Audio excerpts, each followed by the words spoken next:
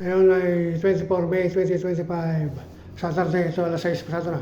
Ito naglilinis ako ng kwarto. Room number 1. Tenant room number 1, malis na. Ito naglilinis ko para may upan naman. Ngayon mga ano yan, pansalo ng mga katas ng ulan. Pumasok ko dahil mga problema, yan ang problema. So ito ay naglilinis ko rito. Itong ano, bed frame, liwanan ng room number 1 tenant umalis na. Ito naglilinis ako. Naglilinis ko. Nag-patsi-patsi. Touch up. Ito, touch up ko ito.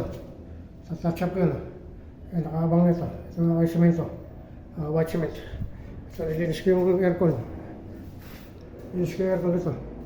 Nilinis ko yung aircon. Lemon, para, nilinis ko para malikabok.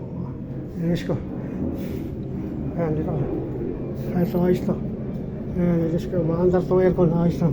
Testing ko na kahapon pa, maandar ito. Maandar kahapon yan. Kahapon pa, maandar yan. Ay, may lot take na. Ay, mercy. May lot take na.